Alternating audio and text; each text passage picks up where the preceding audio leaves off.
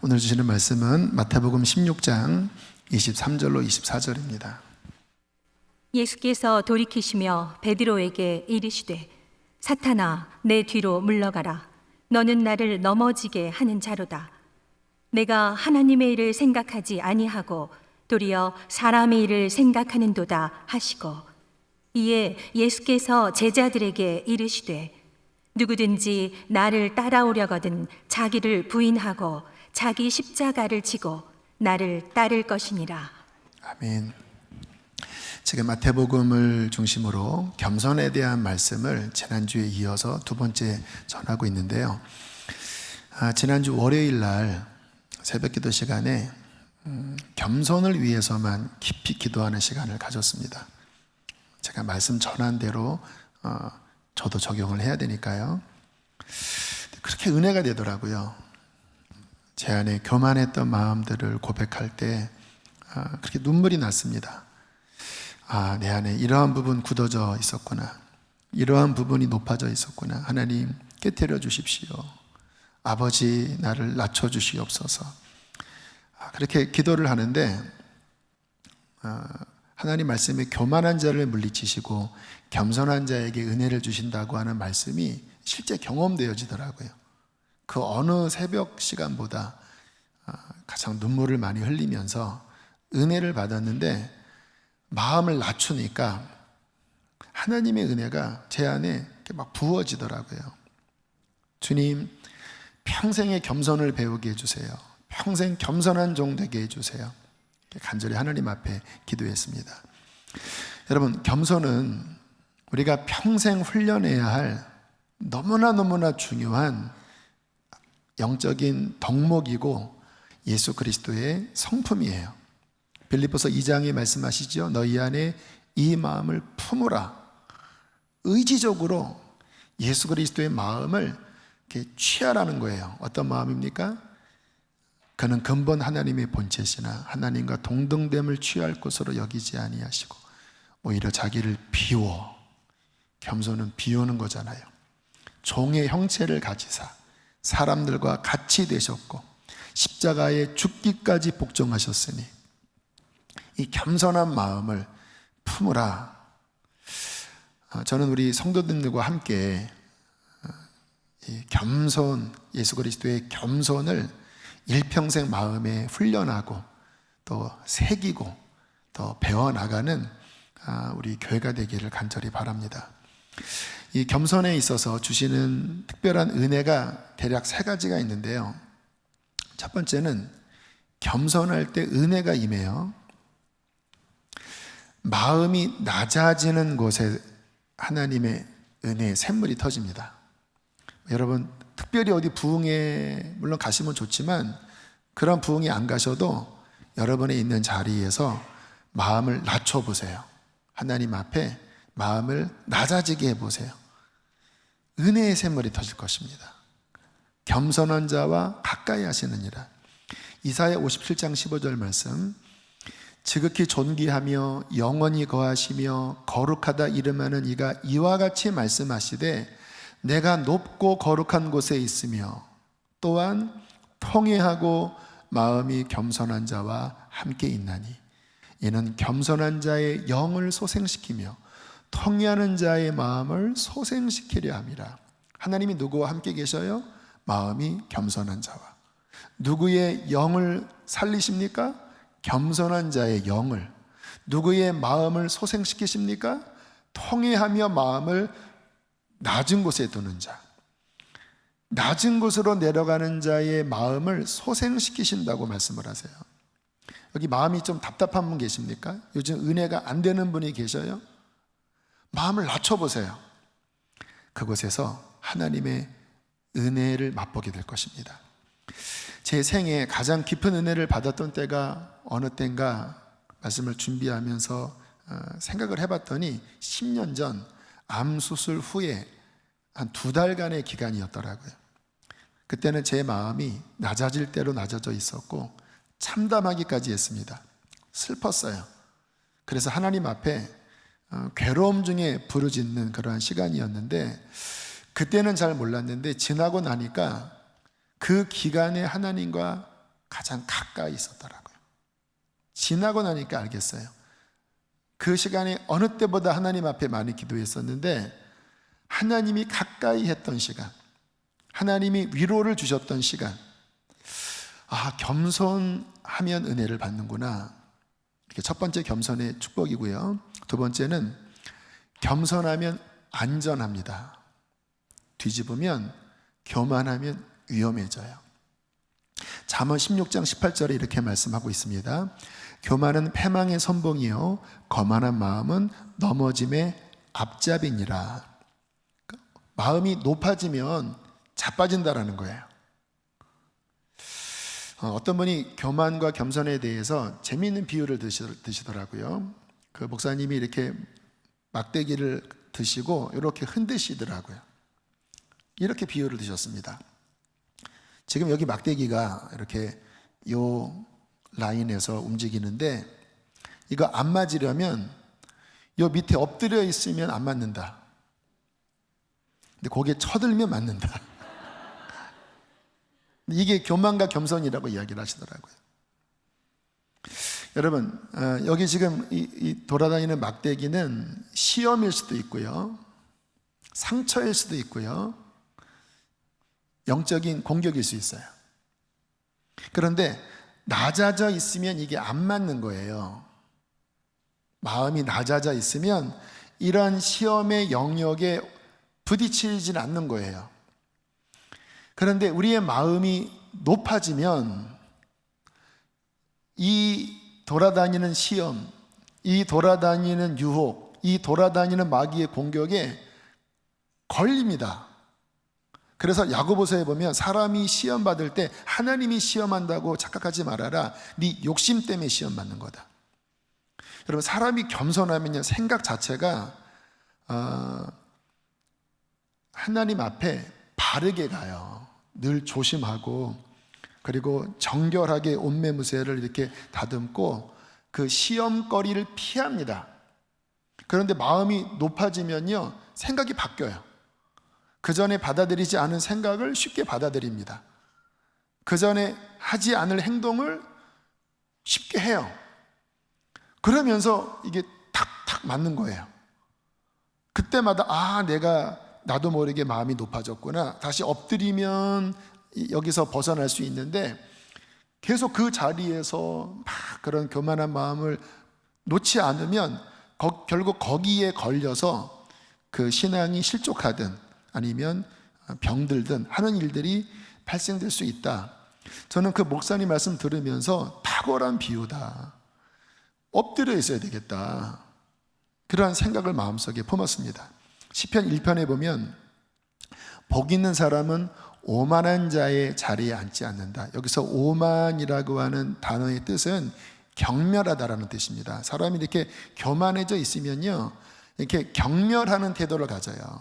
근데 겸손한 자리에 내려가 있으면 늘 하나님 앞에 조심하거든요. 근데 복 있는 사람은 오만한 자, 경멸하는 태도의 자리에 앉지 않고 늘 하나님 앞에 겸손히 엎드리는 모습으로 산다라는 거예요. 교만하면 은혜도 오래 못 가고 성공도 오래 못 가요. 그런데 겸손한 자리에 앉아 있으면 은혜도 오래 가고 성공도 오래 가요. 처음 구원을 어떻게 받는다고 지난주에 말씀을 드렸을까요? 겸손을 통해서 구원을 받는다. 마음이 낮아지게 되었을 때 예수님의 복음이 복음으로 와닿아요. 그러면 계속 그 마음을 유지해야 되거든요. 어떤 마음입니까? 나는 죄인이고 나는 주님 없이는 살 수 없고 나는 가장 낮은 자이고 죄인 중에 괴수고, 이 마음을 계속 유지하면 하나님께서 그 통회하는 마음, 겸손한 마음에 은혜를 주셔서 소생시켜 주시는 참다운 은혜 속에 살아가거든요. 그런데 어느 순간 마음이 올라가면 아까 말씀드렸잖아요. 생각이 바뀝니다. 마음이 높아지면 하나님과 멀어져요. 그러면서 신앙이 병들고 또는 실족하는 일들이 되게 많아요. 왜 처음 믿을 때보다 시간이 지나갈수록 왜 은혜가 떨어질까? 겸손을 지키지 못해서 그래요. 가장 안전한 것은 겸손의 자리에 있는 것입니다. 제가 스포츠 선수들도요, 그런 안목으로 좀 보는데, 한때 반짝했다가 지는 스포츠 선수들이 있어요. 그런데 롱런하는 선수들이 있습니다. 박지성, 또 손흥민은 아직 롱런 하기에는 나이가 젊지만 롱런 할 것 같아요. 제가 지난주에 우연히 손흥민 선수 인터뷰를 들었는데 제 설교를 하더라고요. 그러니까 제가 설교한 그 내용을, 그분 크리스찬이 아닙니다. 기자가 이렇게 물어봤어요. 축구 외에 당신의 삶의 좌우명이 무엇입니까? 그랬더니 이렇게 이야기하더라고요. 저희 아버님이 나에게 벼는 익을수록 고개를 숙인다고 그렇게 말씀을 하셨습니다. 첫째도 겸손, 둘째도 겸손, 셋째도 겸손. 진짜 이렇게 설교가 아니라 이렇게 인터뷰를 하더라고요. 그 아버지가 손웅정인가? 대단합니다. 정말 아주 철저하게 늘 겸손한 마음으로 살라고 아들에게 신신당부해요. 너 잘나지 않았다. 하늘이 주신 기회다. 겸손하게 살아야 한다. 그래서 이 마음에 새겼는데 이 선수는 오래 가겠더라고요. 세상적으로도 겸손하면 안전하고 겸손하면 오래 가요. 영적으로도 겸손한 자가 그 은혜를 유지하고 마음이 교만하면 위험해진다라는 거예요. 세 번째, 겸손하면 존귀를 얻는다고 성경은 말씀을 하세요. 잠언 18장 12절, 29장 23절, 마태복음 23장 12절 함께 읽겠습니다. 시작. 사람의 마음의 교만은 멸망의 선봉이요 겸손은 존귀의 길잡이니라.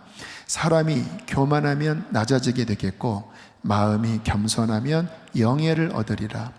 누구든지 자기를 높이는 자는 낮아지고 누구든지 자기를 낮추는 자는 높아지리라. 분명하게 말씀하지요. 교만하면 실패하고 겸손하면 성공한다. 교만하면 낮아지고 겸손하면 높아진다. 성공하기 원하십니까? 하나님 앞에 존귀한 인생 되기를 원하세요? 성경은 분명하게 답을 제시하고 있습니다. 겸손해라. 겸손하면 내가 너를 높아줄 거야.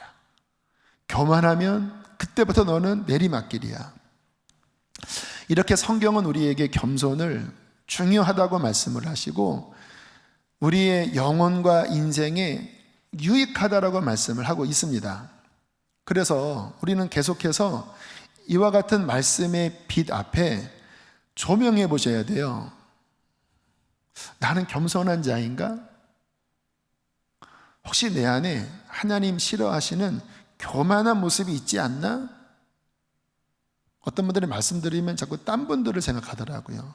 이 양반, 내 배우자, 시 이렇게 막 생각을 하시는데 자신을 살피시라고 성경은 우리에게 말씀을 주세요. 나는 겸손한가? 그러면 무엇이 교만이고 무엇이 겸손이지요? 하나님 보시기에 교만과 겸손은 인간이 생각하는 교만과 겸손과 좀 다른 측면이 있습니다. 물론 성경에서도 막 으쓱거리고 막 자만하고 이런 것들을 교만이라고 말씀하지만 꼭 그런 것만 말씀하지 않아요. 더 근본적인 뭔가를 주님이 말씀을 하세요. 오늘 그 부분을 좀 다룰 텐데 제가 대학교 2학년, 1, 2학년 때라고 기억나는데 테이프로 어떤 전도사님 간증을 들었습니다. 이 전도사님은 이렇게 은사가 많은 여자 전도사님이셨어요. 근데 이분의 간증 안에 그 영적인 교만과 겸손에 대하여 실제적인 이분의 간증이 들어 있어서 지금까지 실은 저에게 이분의 이야기가 영향을 줍니다. 이러한 이야기예요. 어느 날 그 집회 요청을 받았대요. 크지 않은 교회였던 것 같은데 전도사님 우리 교회 와서 좀 말씀 좀 전해주세요. 그런데 어떠한 이유로 거절했다고 합니다. 저 못 갑니다. 저 안 가겠습니다. 그런데 그 후에 기도하는데 성령님이 책망을 하시더래요. 이렇게 너 교만하다. 너 교만하다. 너무 깜짝 놀라서 주님 그게 무슨 말씀이세요? 여쭤보니까 네가 뭔데 네 스스로 한다 못한다 하느냐. 나에게 묻지도 않고 네가 생각하기에 뭐 괜찮으니까 가겠어요? 또 좀 나랑 안 맞으니까 안 가겠어요? 네가 뭔데 내 스스로 한다 못한다 하느냐.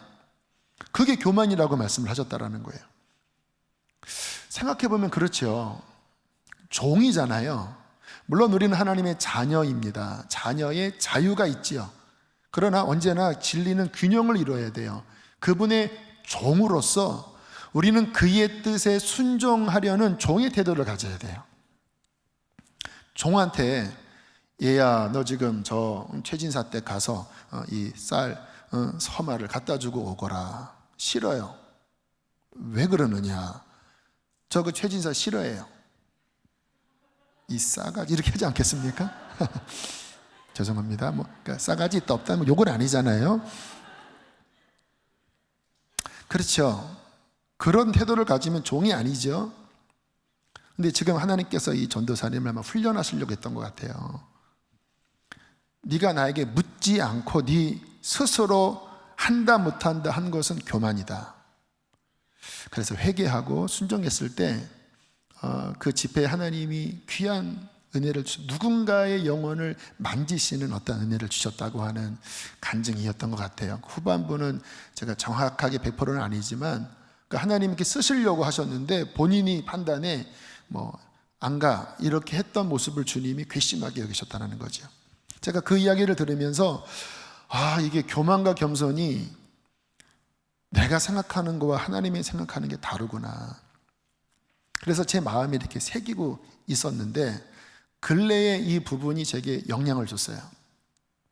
5월 초에 세계비전교회, 지금부터 한 4년 전쯤에 저희 교회 몇몇 분들이 목장 중심으로 해서 한 1년 가까이 그 교회를 섬겼었습니다. 교단은 다르지만 그리스도의 교회니까 그 교회가 잘 서도록 찬양도 하고 또 어쨌든 섬기고 이제 돌아왔는데 그 당시에는 교회가 크게 부흥되지 않았지만 이제 그 후에 하나님이 새로운 사람도 보내주시고 특히 외국인 분들을 좀 보내주셔서 파키스탄 이런 분들을 보내주셔서 좀 교회가 어느 정도 섰대요. 그래서 목사님이 가끔 저에게 감사의 문자를 보내시고 또 우리 교회 섬김 때문에 우리 교회가 이렇게 살아났습니다. 이러한 문자를 보내셨는데 5월 초에 저에게 좀 6월 달에 저녁 외국인들 모이는 예배 몇 명 없습니다. 10명 안팎이실 것 같은데 말씀을 전해달라고 하는 요청이 왔습니다. 근데 주일이면 제가 특히 저녁은 지금 1부, 2부, 3부 또 젊은이 교회까지 설교를 하면 그 시간이면 이렇게 지치는 시간입니다. 좀 쉬고 싶어요. 또 제가 그곳에서 설교하는 게 정말 필요한 설교는 아니거든요. 외국인들 옆에서 사모님이 통역을 하신다고 하면 꼭 그 집회에 저의 설교가 필요해서 부르시는 것은 아니거든요. 그래서 순간 인간의 마음은 부담되더라고요. 만약에 제가 그 전도사님의 그 예화의 영향이 없었다면 그냥 목사님 죄송합니다. 시간이 안 됩니다. 그랬었을 거예요. 그런데 그렇게 못하겠더라고요. 너 왜 안 가니? 피곤해서? 너 왜 안 가니? 사람 얼마 없어서? 너 왜 안 가니? 네가 옛날에 섬겼던 작은 개척교회라서? 그러한 동기는 아니잖아요. 그래서 제가 어쨌든 가자. 이분이 나에게 오라고 한 것은 그런 마음이셨습니다. 이제 고마우니까 한번 저녁 말씀 전화해 주시고 같이 좀 이런 것들 좀 보시면서 목사님 기뻐하시고 식사 한번 하세요. 그런 마음이었거든요.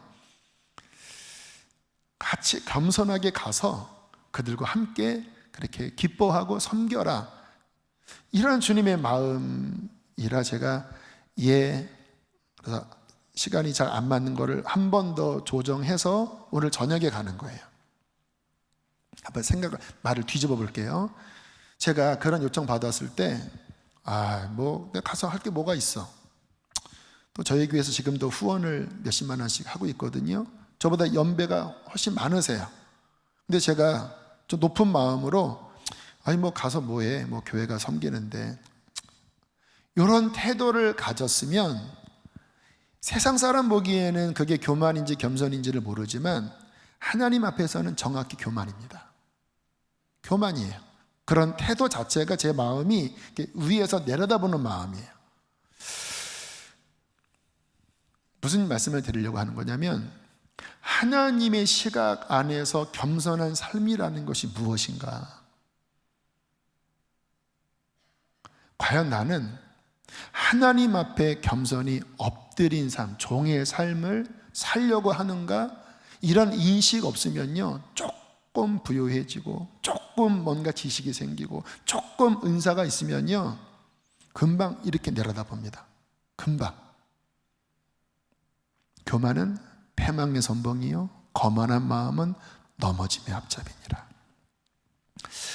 오늘 본문은 베드로와 예수님과 대화했던 그 본문입니다. 너무나 우리가 잘 알고 있는 말씀인데, 이 본문 안에 교만이 뭔지 겸손이 뭔지 베드로의 성공과 실패 속에서 그 교만과 겸손을 발견할 수 있기 때문에 이 본문을 택했습니다. 한번 말씀을 좀 다른 각도에서 한번 보시면 좋겠는데, 이제 이 장면은 예수님 사역 맨 끝입니다.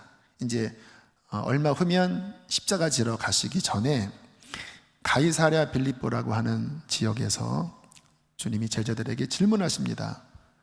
사람들은 나를 누구라 하니? 그러니까 제자들이, 근데 어떤 이는 예레미야라고도 하고요, 어떤 이는 세례 요한이 다시 나타났다고도 하고요, 엘리야라고도 합니다. 그래, 너희는 나를 누구라고 하니? 근데 이 당시에는 아직 예수님이 하나님의 아들, 또 메시아라고 하는 이 진리가 아직 충분히 계시되지 않은 때입니다. 왜? 십자가도 아직 오지 않았고 부활도 오지 않았고 성령 강림도 없었기 때문에 단순히 제자들은 와, 위대한 선지자가 나타났다, 와, 위대한 랍비가 우리에게 오셨다, 그 정도 수준이에요. 근데 주님께서 너희는 나를 누구라고 하니? 라는 질문을 하고 있을 때 갑자기 베드로에게 성령의 지혜와 계시가 비춰주기 시작했어요. 베드로가 곧장 무슨 대답을 합니까? 당신은 그리스도시요 살아계신 하나님의 아들입니다. 지금이야 이것은 너무나 분명하고 우리가 다 고백할 수 있는 말씀이지만, 이 시기에는 베드로 스스로 할 수 없는 말입니다. 주는 그리스도시요 살아계신 하나님의 아들, 바로 그 메시아입니다. 쉽게 못해요. 잘못하면 이단되는 상황이에요. 그런데 베드로가 갑자기 그 말을 툭 했습니다. 주님께서 이 베드로의 말을 받으시고 굉장히 기뻐하시면서 이렇게 칭찬을 하셔요. 바요나 시몬아, 내가 복이 있도다. 이것을 너에게 알게 한 이는 혈육이 아니야, 네 머리 뭐 인간적으로 된 게 아니라 하나님께서 너에게 비춰주신 거야. 거기에 12명의 제자들이 있었습니다. 근데 왜 베드로에게 이 계시가 비춰졌을까요? 겸손했기 때문이에요. 성경에 겸손했다고 하는 말씀 없잖아요. 없어요. 근데 잘 한번 보세요. 겸손은 뭐냐면요, 내 생각을 비우는 거예요. 네가 뭔데 네 스스로 한다 못한다 하느냐? 무슨 말씀입니까? 네 생각으로 살지 말라 이 말이에요. 겸손은 자기의 마음과 생각을 비우고 하나님의 생각을 받아들이는 게 성경적인 겸손입니다.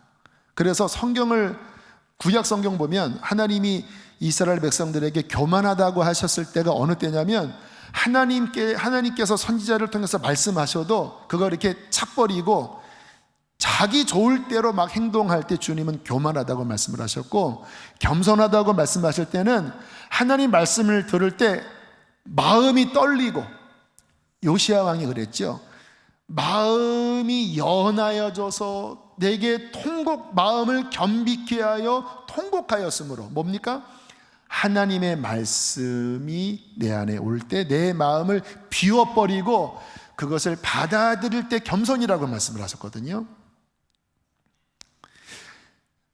베드로를 보면요, 베드로도 유대인입니다. 자기의 종교, 전통 이게 많은 사람이에요. 그런데 예수님 만난 다음에 예수님께 푹 빠져버렸어요. 제가 고등학교 3학년 때 영어 선생님 되게 이제 흠모했거든요. 그 당시 영어 수업 시간에 제가 진짜 그 50분이 5분 같았습니다. 그냥 빨아들일 듯한 눈으로 그분을 제가 끝까지 보면서 그렇게 수업 들었어요. 그분은 그것을 느끼셨을 것 같아요. 사모하니까. 그때는요, 내 생각이 없어요. 그냥 빨아들이는 겁니다. 그분이 말하는 거, 표정 그냥 빨아들이는 거예요. 근데 베드로가 주님 만나서 주님 따라다닐 때 너무나 주님을 사랑하고 그분의 입에서 나오는 은혜로운 말씀, 그분이 행하시는 놀라운 기적, 자신 안에 이분이 메시아니 아니니 그런 생각할 눈꼽만치 이런 것도 없이 그냥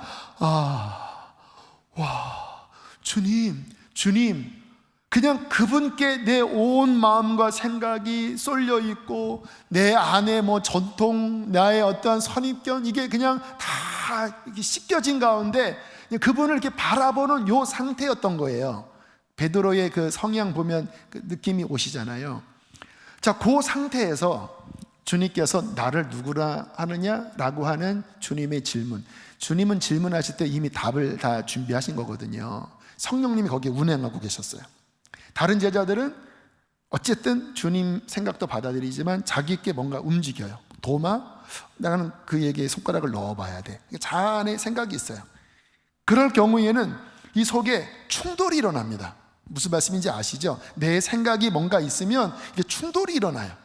근데 베드로는 하고 이렇게 비워져 있었거든요. 그러니까 성령님이 그 겸손한 마음에 계시를 딱 비추시는 거예요. 왜?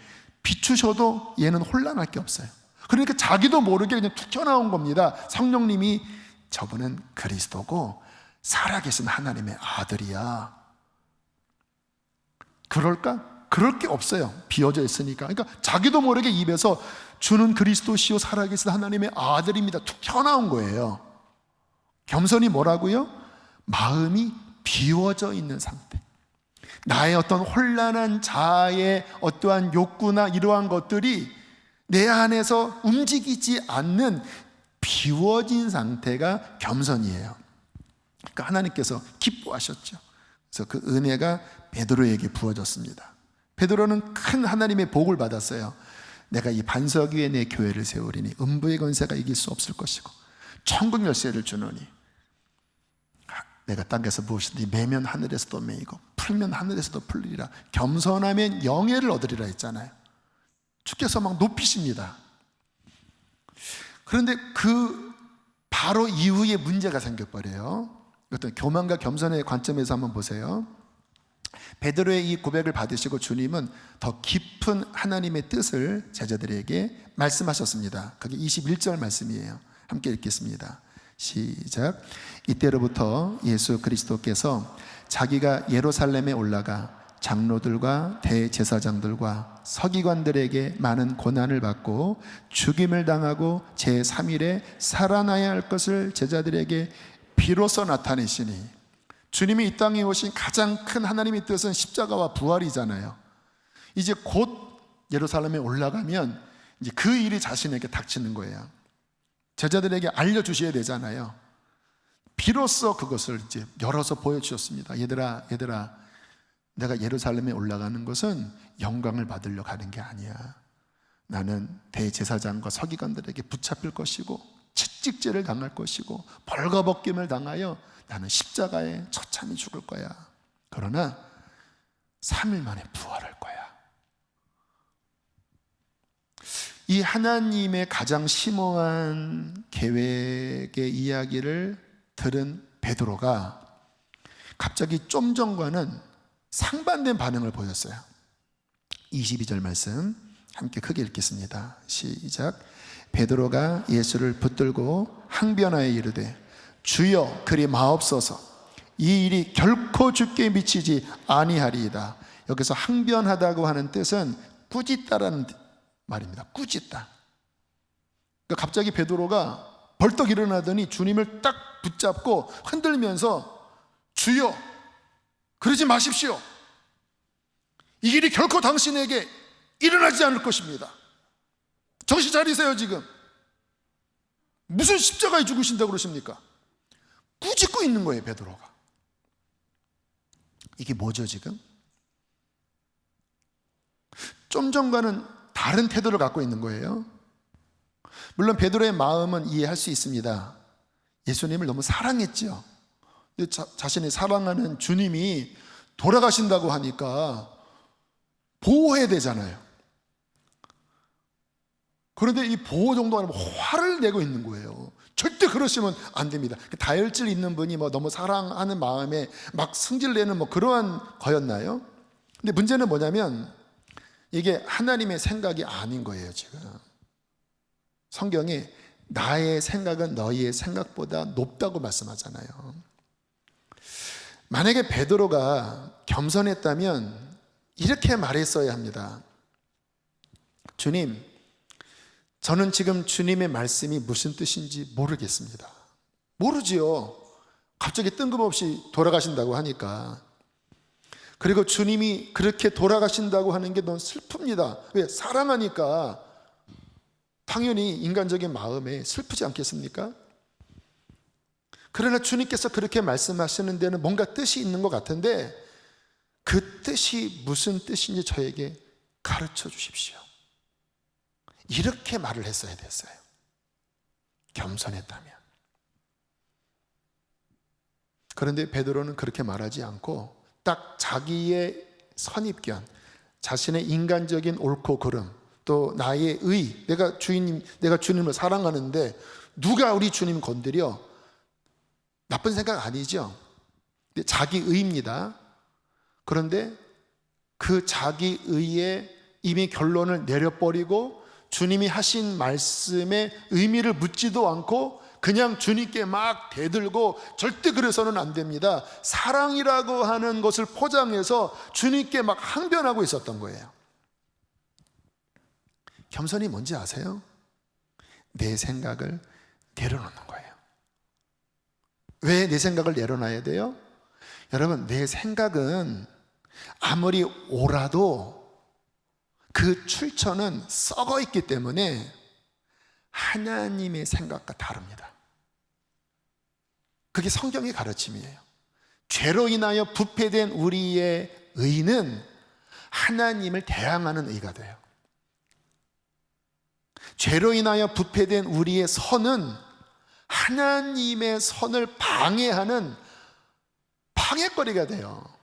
그래서 잠언 3장 5절 7절에 이렇게 지혜서에서는 말씀을 하고 있잖아요.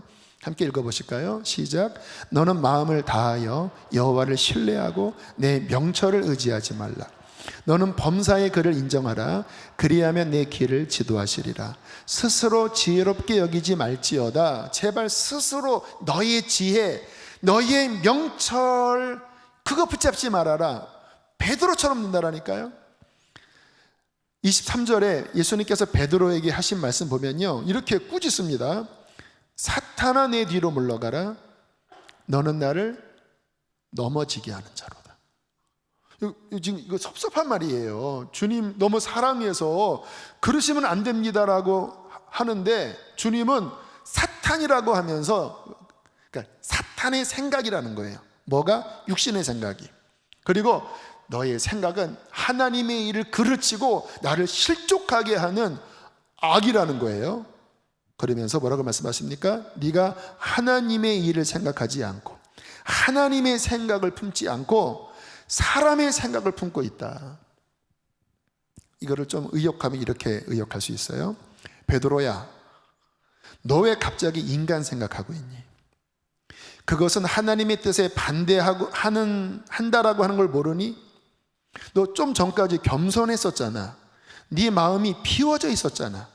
그래서 아버지께서 너에게 계시를 주셨고 네가 그 계시를 이야기했을 때 너는 복을 받았잖아. 그런데 왜 너는 지금 인간의 정, 인간의 옳음, 그 인간의 생각에 붙잡혀 있니? 그것은 하나님과 반대되는 거야.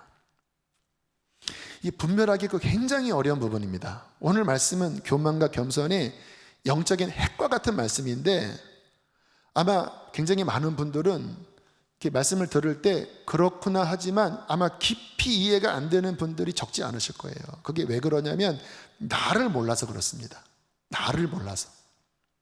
여러분, 나라고 하는 존재 자체는 옳든 그르든 선하든 악하든 하나님 앞에서 쓸모 있는 게 하나도 없는 썩어 문드러진 자예요. 그게 성경에서 말씀한 의인은 없나니 하나도 없으며 다 치우쳐서 각기 옳은 대로 행하지만 정말 하나님을 찾는 것이 없는 부패된 마음이라는 거예요. 그러면 어떻게 해야 합니까? 무엇이 겸손입니까? 그와 같은 나를 내려놓고 어떻게 내려놔요? 십자가예요, 십자가. 제가 지난주에 말씀드렸죠. 십자가를 바라볼 때 저 십자가 뒤에 내가 숨게 해주십시오. 내가 십자가 앞으로 가지 않게 해주십시오. 내가 그리스도와 함께 십자가에 못 박혔나니 내가 십자가 앞에 깨지고 십자가 앞에 나를 비우고 끊임없이 내 안에 예수님만 사시고 내 안에 주님만이 말씀하시고 주님만이 나를 이끌어 주십시오. 이게 겸손의 핵심이라고 하는 것을 주님이 지난주 2부 예배 이 십자가를 보면서 제 마음에 주님이 깨닫게 하셨고 오늘 두 번째 이 교만과 겸손에 제가 이 말씀을 그대로 드리는 거예요.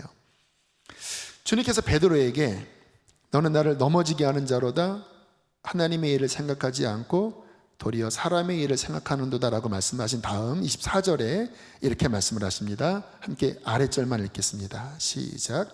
이에 예수께서 제자들에게 이르시되 누구든지 나를 따라오려거든 자기를 부인하고 자기 십자가를 지고 나를 따를 것이니라. 정말 겸손히 주님을 따르는 자는 매 순간 십자가가 이 중심이 있어야 돼요. 여러분 지난주 찬양 기억합니까? 내 몸에 밴 십자가 그 보혈의 향기 온 세상 채울 때까지.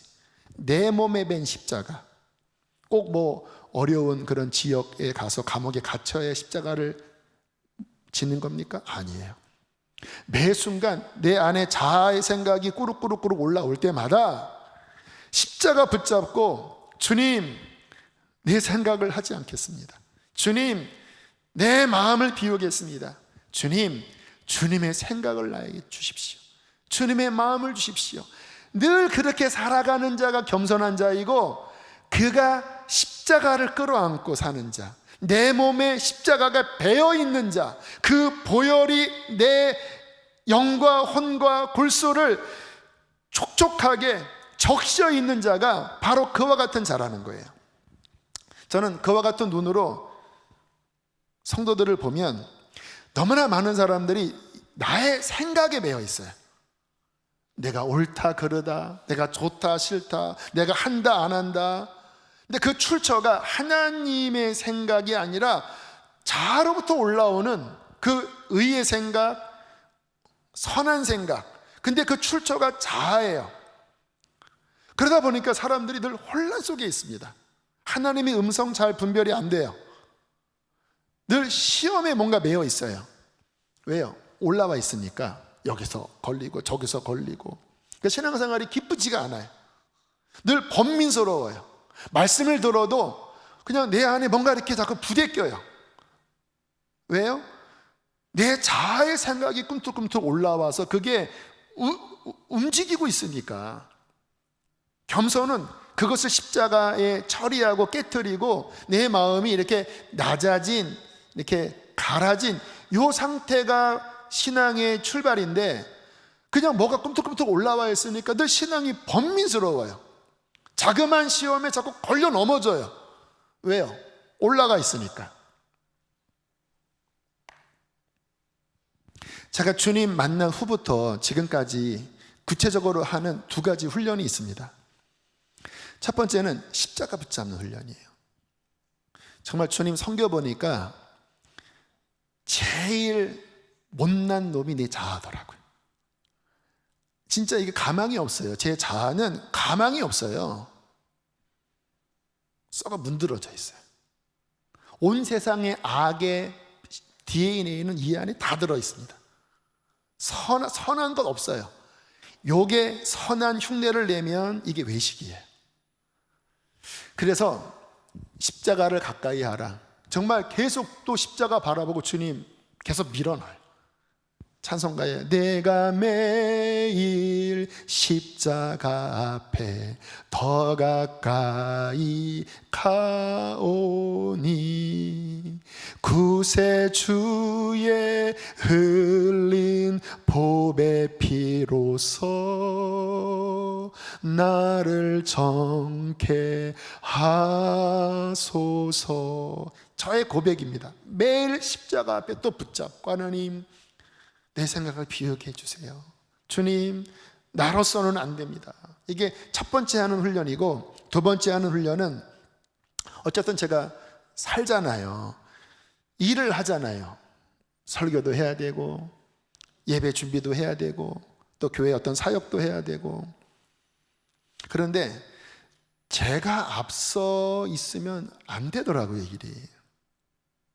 근데 제가 미묘하게 저도 모르게 제가 이렇게 앞서서 뭔가를 하려고 애를 쓰고 있어요.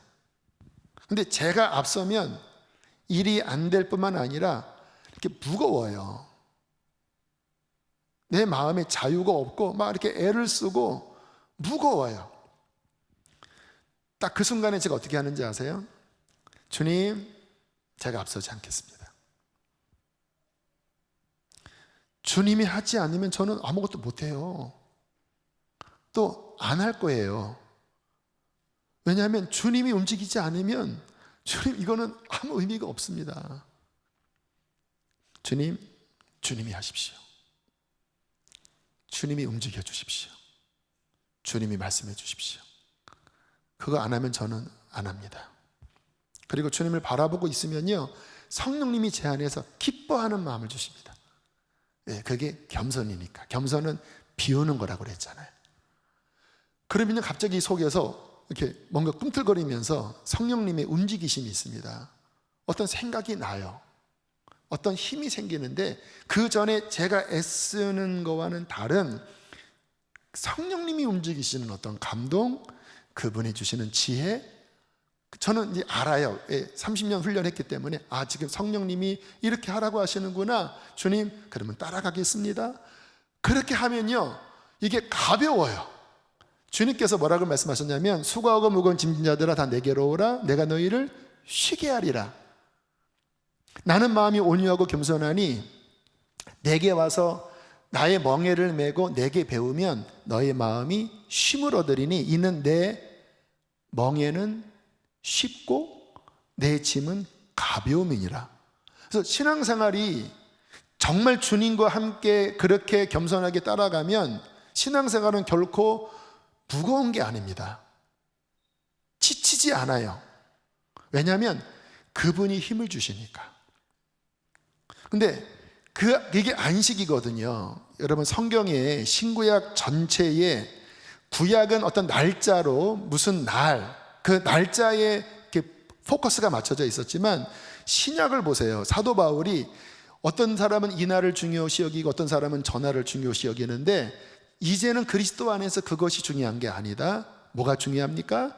거듭나서 성령 안에 안식으로 들어가는 것이 안식이다. 그게 신약에 나타난 본질적인 안식의 개념이에요. 히브리서 4장에 하나님의 안식에 들어간 자는 하나님이 쉬심과 같이 그도 쉬느니라. 근데 그 쉰다라고 하는 거는 일을 안 하는 게 아니에요. 겸손하게 그분과 함께 동행할 때 그분이 내 안에서 앞서가시고 저는 예 주님 멈추라고요. 네 주님 멈춰 있겠습니다. 주님 일로 가라고요. 예 주님. 그럼 주님이 앞서 행하시고 주님이 움직이시니까 이게 무거운 게 아니고 마음에 주님과 함께 동행하는 기쁨이 있고 그분이 주시는 생수가 있고 그분이 주시는 샘이 있으니까 열매도 저절로 맺어요. 주님이 역사하시니까. 그런데 무거운 게 아니라 기쁨이 있어요. 주의 영이 계신 곳에는 자유함이 있으니까. 여러분, 이렇게 겸손하게 주님과 함께 동행하면 여러분, 그 삶은 너무나 기쁘고 행복한 거예요. 이거를 아니까 저도 이제 부족하니까 자꾸 막 제가 뭐 앞서 나갔다가 또 막 제 생각에 복닥거렸다가, 근데 그럴 때마다 십자가, 그럴 때마다 한 발 뒤로 물러나서 주인님, 제가 성경을 왜 읽는지 아세요? 저는 성경 읽을 때마다 제 마음 안에는 그러한 생각을 해요.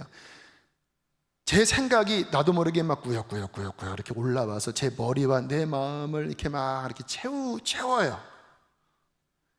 그게 교만이거든요.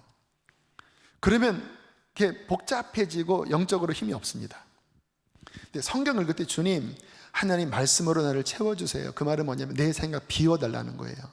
처음에는 말씀이 눈에 안 들어와요. 왜? 내 생각이 많으니까. 근데 계속 기도하고 또 성경 보면 30분, 1시간 지나면 제 생각이 이렇게 가라앉고 말씀이 제 머리와 마음과 영을 채우기 시작해요. 말씀이 하나님의 생각이잖아요. 그렇게 1시간, 1시간 반 지나면요, 와, 이게 깨끗해지고 그냥 하나님의 생각이 나를 채우니까 그 마음의 어떠한 방향 자체가 하나님의 흐름에 잘 따라가지게 돼요. 겸손하다라는 거예요. 그러면 그렇게 하루를 살면 저는 기쁘게 살 수가 있겠더라고요. 제가 왜 기도하는지 아세요? 뭔가를 막 이루고 싶고, 저는 안 그래요. 저는 막 뭔가 야망이 있고 꿈이 있고 그러면 지쳐버려요.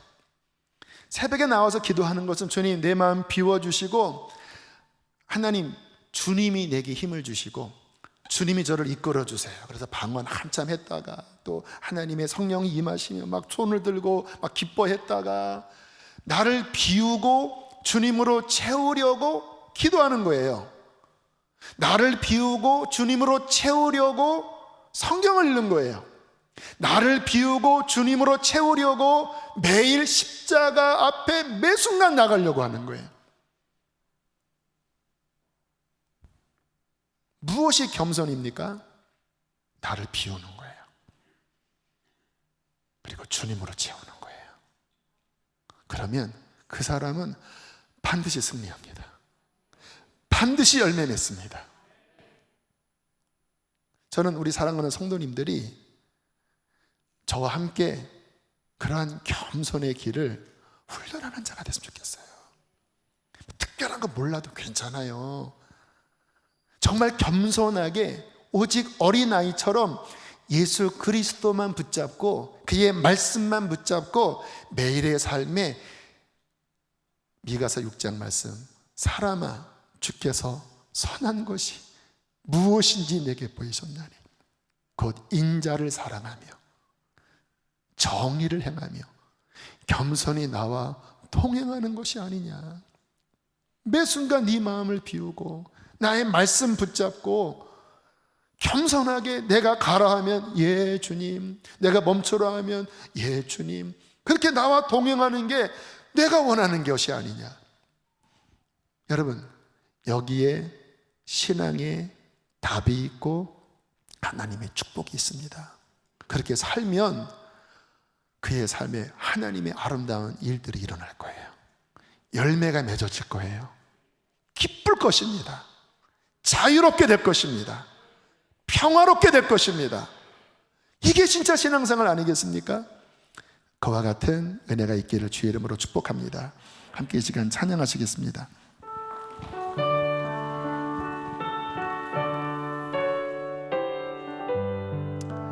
우리 겸손히 마음을 낮추고 십자가를 붙잡고 이 찬양을 고백하고 기도하겠습니다.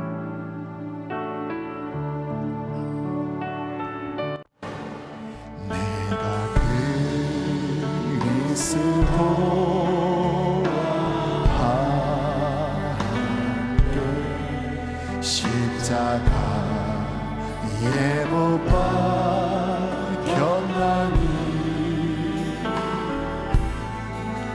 그런즉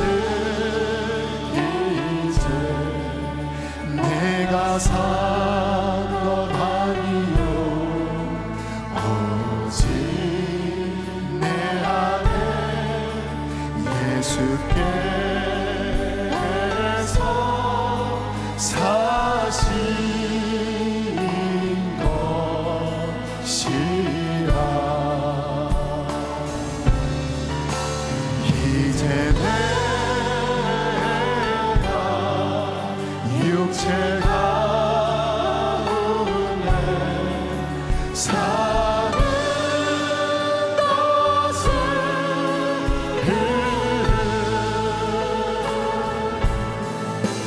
나를 사랑하사 저리 못 버리신 예수 위에 다시 한번 우리 십자가를 바라보면서 고백합니다. 내가 그리스도와 함께, 내가 그리스도. 주님, 나의 교만한 모든 것들을 십자가에 못 박습니다. 십자가에 못 박혔나니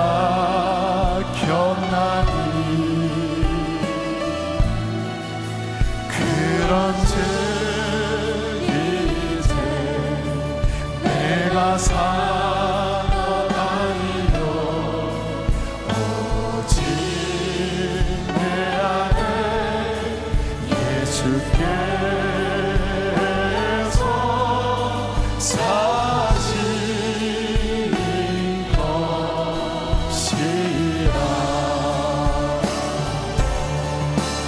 이제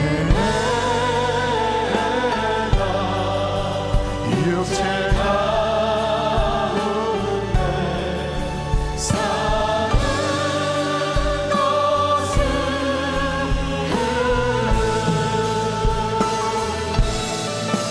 나를 사랑하사 자기도 버리신 예수 위에. 이 시간 주님 크게 한번 부르시고 겸손하게 해달라고 기도하시겠습니다. 주여. 하나님, 우리 하나님 아버지, 겸손한 자와 함께 하시고 우리의 교만한 분을 깨뜨려주시고 나의 자아의 생각을 부숴주시옵소서. 나의 자아의 생각을 부숴주시옵소서. 십자가 뒤로 숨길 원합니다.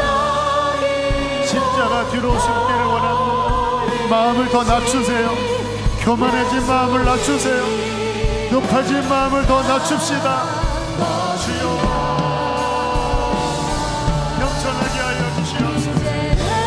겸손하게 원합니다. 겸손이 은혜입니다. 겸손이 부흥입니다. 주여, 주여,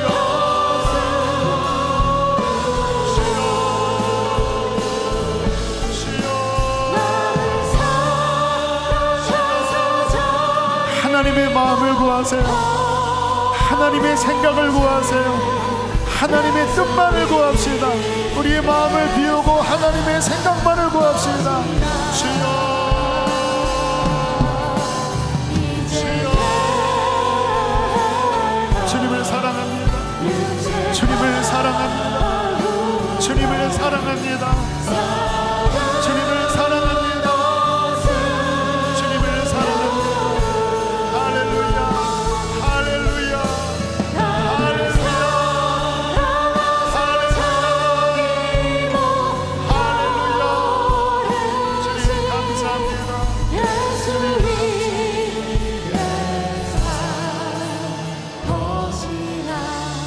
주님 사랑합니다. 우리에게 겸손을 가르쳐 주신 주님 감사합니다. 늘 나를 부인하고 나의 생각을 비우고 겸손히 주님의 생각만을 담는 그릇이 되어지게 해주십시오. 종이 상전에 손을 바라는 것처럼, 파수꾼이 아침을 기다리는 것처럼 우리 주님의 얼굴을 바라고 주님의 입에서 나오는 은혜로운 말씀을 기다리고 주께서 말씀하시면 예 주님, 예 주님, 종이 듣겠나이다. 그렇게 주님의 말씀에 순종하며 살아가는 겸손한 종들이 되게 해주십시오. 교만하게 살다가 상처받고 교만하게 살다가 지쳐있는 곤고한 영혼들이 이 자리에 있습니다. 하나님, 주님 앞에 회개함으로 나를 비웁니다. 내가 그리스도와 함께 십자가에 못 박혔나니 그런즉 이제는 내가 사는 것이 아니요 오직 내 안에 그리스도께서 사시는 것이라. 이제 내가 육체 가운데 사는 것은 나를 사랑하사 나를 위하여 자기 자신을 버리신 하나님의 아들을 믿는 믿음 안에서 사는 것이라. 주님, 이 말씀을 마음에 붙잡을 때에 안식을 주시고 잠든 위로를 주시고 평강을 주시고 힘을 더하여 주시옵소서. 귀하님을 봉헌합니다. 기쁘게 흠양하여 주시고 성도님들을 축복하소서. 주님, 안전을 위하여 기도합니다. 이 교회를 지켜주십시오. 질병으로부터 우리 모든 교우들을 지켜주시옵소서. 이제는 우리를 죄에서 건지신 예수 그리스도의 은혜와 하늘아버지의 그 크신 사랑과 성령의 교통하심이 겸손한 길을 걸어가려고 예수 그리스도의 십자가만을 붙잡고 세상으로 나아가는 사랑하는 성도들 안에 충만히 함께 하시기를 축원하옵나이다. 아멘.